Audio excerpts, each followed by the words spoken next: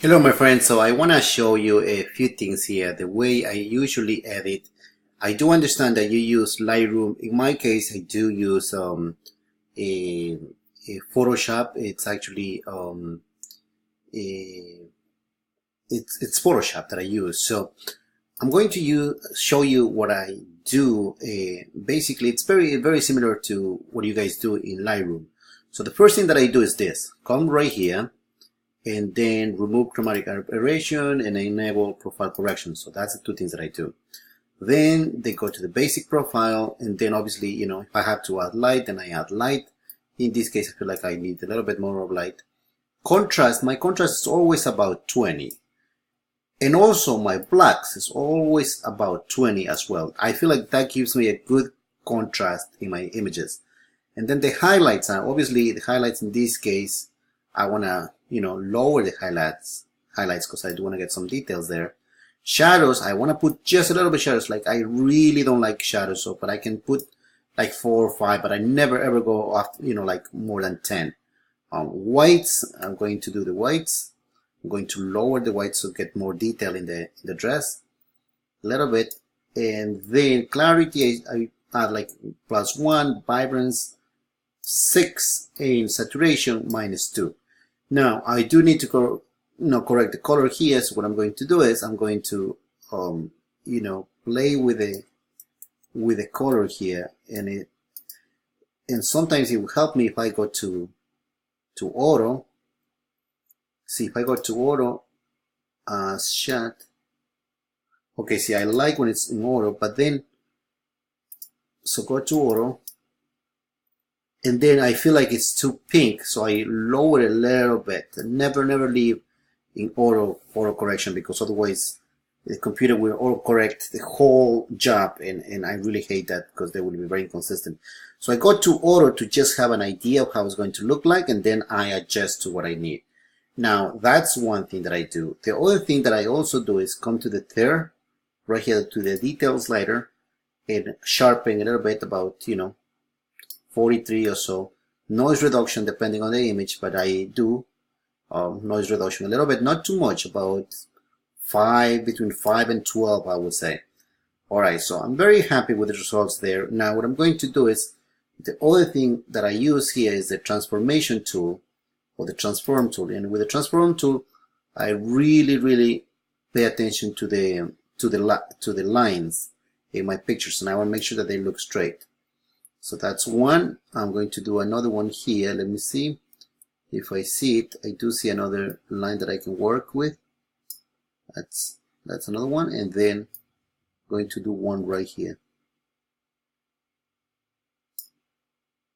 So when I do it that way, okay, I feel like I like that better. Now what I'm going to do is I'm going to apply the same settings to all the images, except, by the way, I should have said this before. Let me take this down because I don't want to get this confusing. So let's take this down. The transform, don't do the transform yet. So you have all the, you have all the settings right here. You work all in the basics. Now what I'm going to do is I'm going to apply all this to the rest of the images. So I'm going to synchronize, and I synchronize. Now I go one by one and see if there's some little adjustments that needs to be done. So I feel like this needs to be adjusted a little bit more lighting. This I feel like also needs a little bit more lighting, and these two a little bit more lighting. Alright, good. So now I use the transform tool in one image at a time. That's what I do. So I'm going to use here, there. I'm going to use here, there. I'm going to use the vertical lines to make it straight, then there. Now I go to the next one and basically use again this transform tool again. I'm always using this too, because I feel like as a photographer we have to make sure that we keep the line straight as much as we can, especially when it comes to something that's very symmetric. So we have that, we have here, and it's done. So go on and on and on. Now, so I'm going to open the first two images because I did those two images. I'm happy with the color, I'm happy with exposure. Now what I see here is a few other things that need to be done. So here's the images in Photoshop. I was in Camera Raw before, which is a plugin from Photoshop. So now this is very annoying, the fact that the AC is there. So this is something that I have to clone. I have to erase, because this thing right here, that cannot be there. We have to remove. But then other than that, like, you know, we have to resize the pictures and that kind of stuff. But it's not really like anything big. I just want to make sure that, you know, the exposure is correct, the lighting is correct, the color is correct. And then I want to remove, you know, little annoying things, such as this one that you see here in the picture. And then, other than that, like, you know, we have to crop the images 8 by 12 or 12 by 8, resize them as 8 by 12 or 12 by 8. But then that'll be it.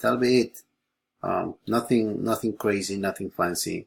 And then I did tell you, like, some images will need to be in black and white. Some other images will need to be in a different, you know, tone. So in this case, for example, I like using curves. And in curves, I go to channels and then, you know, manipulate the channels and come up with something that looks, you know, interesting. I mean, it depends on what I'm doing. It depends on what I'm looking for.